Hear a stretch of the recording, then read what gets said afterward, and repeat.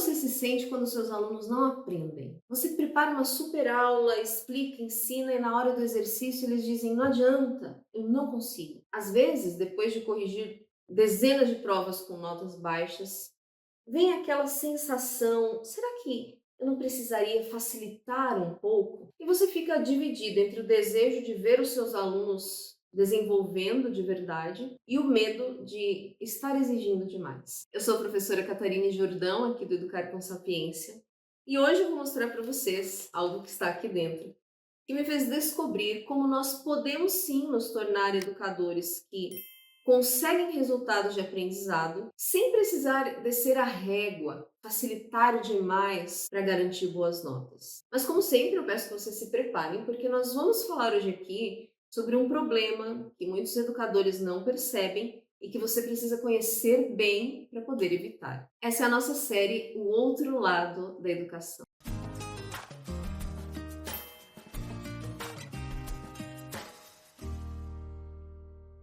O ano era 2012. Eu estava ali sentada, corrigindo algumas provas e tentando entender por que alguns alunos estavam tirando notas tão baixas. Eu me dedicava, preparava boas atividades, revisava, tirava dúvidas e alguns alunos se saíam muito bem, mas aqueles alunos continuavam com dificuldades. E durante muito tempo eu pensei que o problema era didático.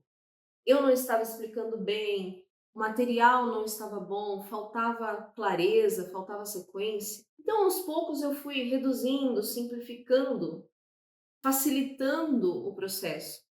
O resultado, eles continuavam com problema e dificuldade, só que agora com tarefas mais fáceis. Mas naquele dia, quando eu peguei a prova de uma aluna que tinha acertado tudo, eu me lembrei de uma conversa que tinha acontecido na sala de aula. Um outro colega tinha dito assim: é claro que ela tira notas boas, ela é inteligente. E essa aluna ficou muito brava. E ela disse assim: eu tirei uma nota boa porque eu passei a tarde toda estudando ontem. Quando eu me lembrei dessa resposta dela, uma luz acendeu na minha cabeça. Veja, de fato, muitos alunos podem não entender porque o método do professor não é bom, está faltando de verdade didática.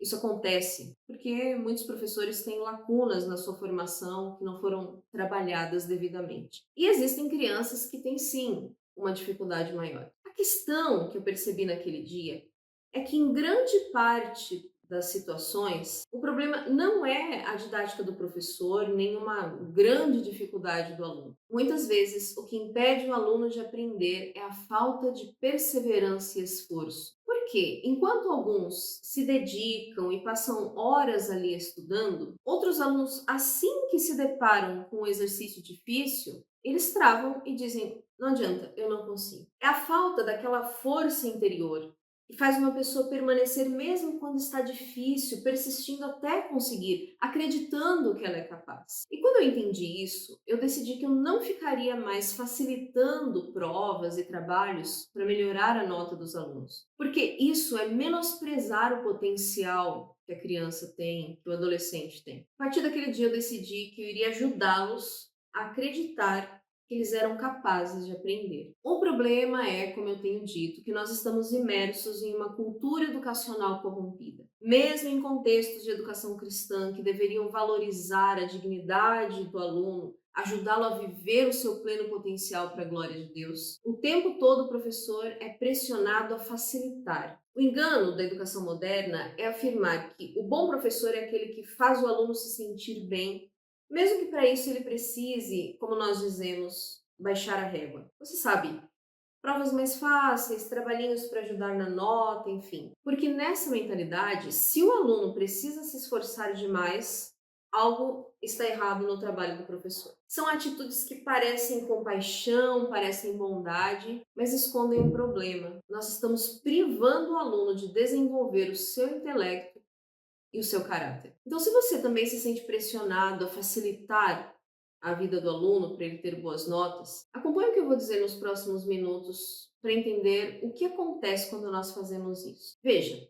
quando o aluno cria o hábito de desistir diante de uma lição difícil, ele aprende a acreditar que ele não é capaz. E quando o professor ou o pai e a mãe vão lá e facilitam para o aluno, ou ainda pior, fazem por ele, sem perceber, eles estão mandando uma mensagem muito forte. Eles estão dizendo: eu acho que você não é capaz. Deixa eu fazer porque você não consegue. E com isso, o aluno não entende que aprendizado é resultado de esforço, repetição, perseverança. Ele cresce acreditando que se ele não entendeu de primeira, é porque ele não nasceu para aquilo. E a longo prazo, o problema é ainda pior. Esses jovens crescem como uma geração que foge do esforço, pessoas que entram em colapso diante da menor frustração, dificuldade da vida. Na mente deles, se está difícil é porque eles são incapazes. Eles literalmente não sabem que é normal ser difícil aprender alguma coisa. E hoje muitos adultos vivem assim, trocam de emprego, de curso, de planos, porque eles nunca aprenderam a perseverar naquilo que exige esforço. Então, a educação moderna nos fez acreditar que se a criança está sofrendo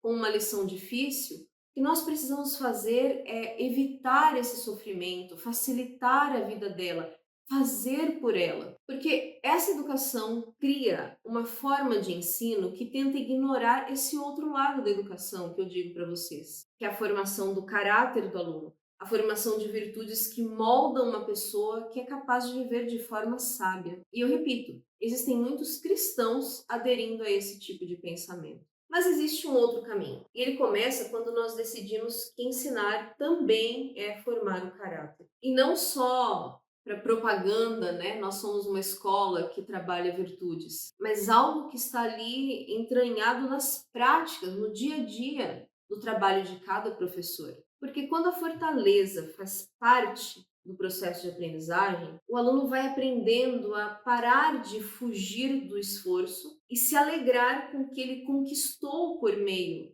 dessa dificuldade. Então, quando eu comecei a encarar essa missão com seriedade, perceber que eu precisaria intencionalmente trabalhar para que os meus alunos fossem fortes e perseverantes, uma das estratégias que eu usei foi a frase do ainda. Ela é muito simples, mas é muito eficaz. Toda vez que um aluno me dizia assim, eu não consigo, eu dizia, vamos trocar essa frase? Ao invés de dizer eu não consigo, você vai dizer eu ainda não consegui. E eu explicava assim: quando você diz eu não consigo, você já convenceu a sua própria mente de que você não é capaz de fazer aquilo. Mas eu sei que você é capaz. Então, quando você diz eu ainda não consegui, o que você está convencendo o seu próprio cérebro é de que você está no caminho e que você vai conseguir. Então percebam como essa estratégia ela é interessante porque não só ela ajuda o aluno a ser forte diante das dificuldades, mas ela mostra que você acredita que ele é sim capaz. Eu já vou mostrar para vocês um bilhetinho que tem aqui e que mostra como isso funciona de verdade. Mas antes eu quero lembrar que quando nós falamos de educação intencional, que é o tema que nós batemos bastante aqui, eu vou deixar o vídeo aqui explicando como nós usamos esses recursos para trabalhar o caráter, mas um deles que a gente usa bastante é a questão do cartão das virtudes, né?